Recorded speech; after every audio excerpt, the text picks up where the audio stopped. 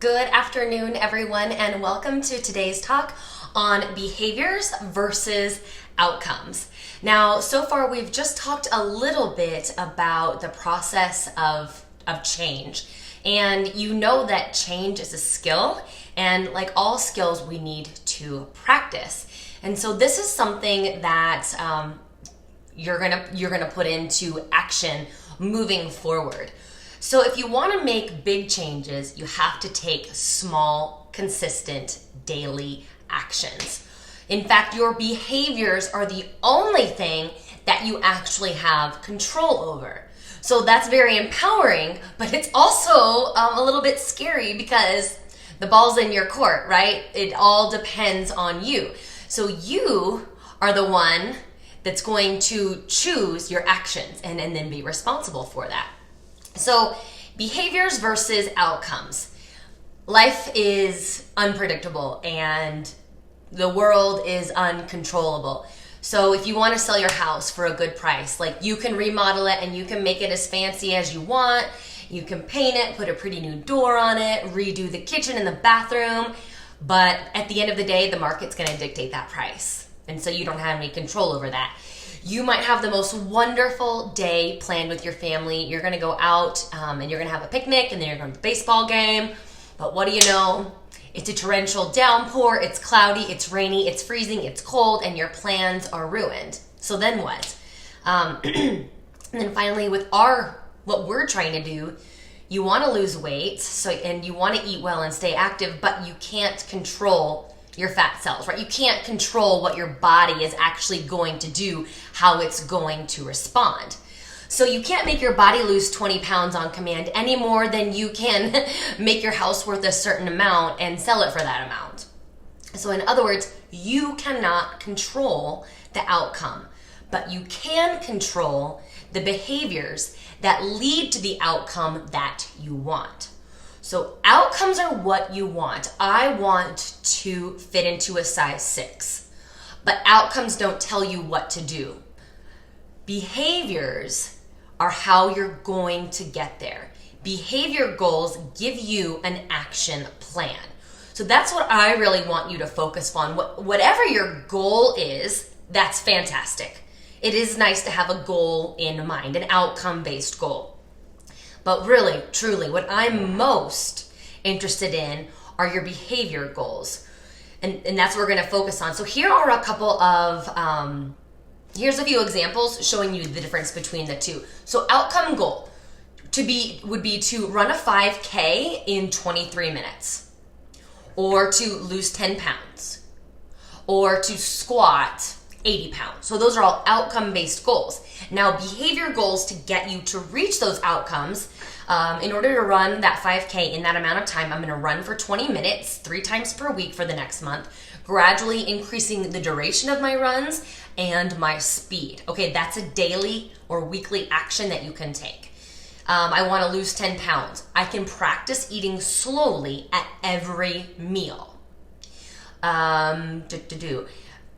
I want to squat 80 pounds, and this is kind of fun. So I'm going to start giving piggyback rides regularly for those of you who have children. Every time I do legs, I'm going to make sure I squat, and I'm going to do different rep ranges so I can practice increasing my weight.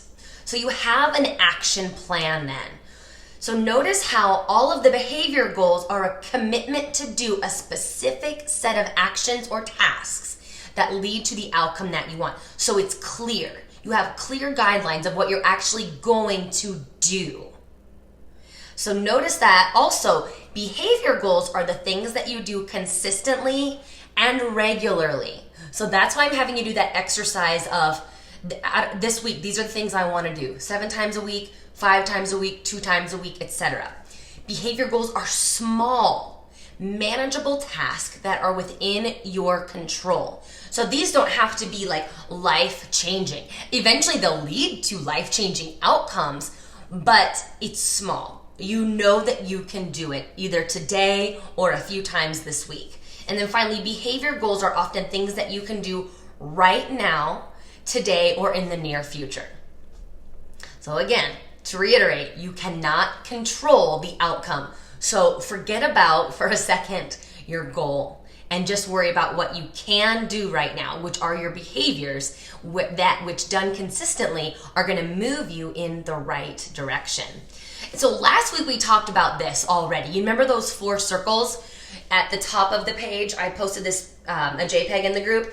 You have, okay, what's my outcome that I want to achieve by the end of my 6 weeks in this group? And then over here it said, this month I will, and then you have an action. And then down here, this week I will, and you had another action. And then over here, a circle that says, today I will, and you have your action.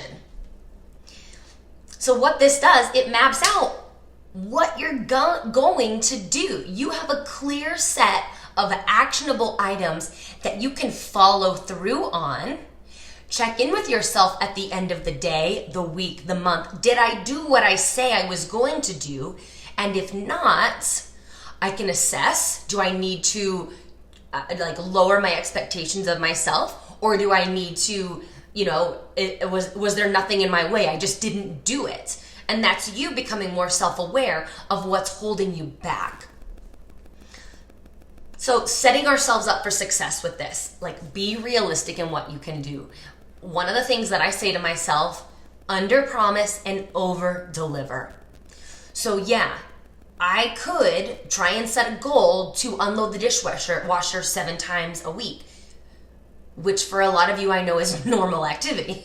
But for me, that's out there. That's pie in the sky type of stuff. That's not happening in my world.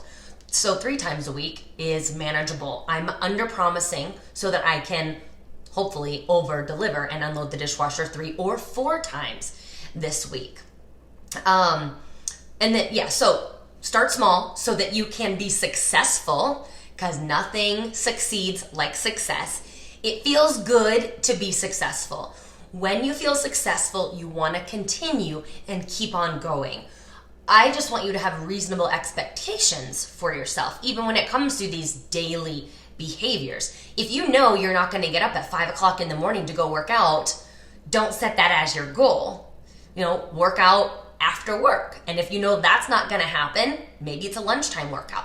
Whatever works for you, set yourself up for success. And then finally, especially for those of you who are, going from 0 exercise, nutrition, there's not a ton of you in the group, but there's a few.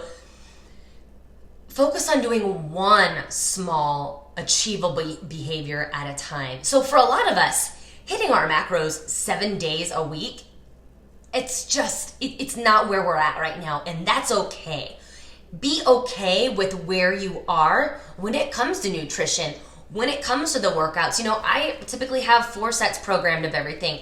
If 4 sets is beating you down and you're leaving the gym exhausted and more than just a sense of your muscles are fatigued, scale it back. Go to 3 sets. Do 12 reps instead of the 20, as long as you're still meeting fatigue with those muscles. But scale it based on where you are right now. So yeah, I'll give you a couple of to-do action items. We've talked about this just a little bit before, but now as we begin to start our weeks, I'm gonna have you go through your list again. In the past, I would have everyone focus on, just one behavior that they wanna do that week, but we would kind of lose ourselves sometimes. So that's why each week I'm gonna have you do that list again. How many days out of the 7 do you wanna do that behavior? Then on Sunday, you're going to review your list. You're going to grade yourself. And from there, you become aware. Am I doing what I said I was going to do? Do I need to adjust my behavior, or do I need to adjust my expectations? And again, then the power is all on you. You have total control of what you are doing. So there you go. If you guys have questions on this, please let me know. Keep thinking about what you can do right now to move you closer to your outcome-based goal. Have an awesome afternoon, and I'll talk to you tonight.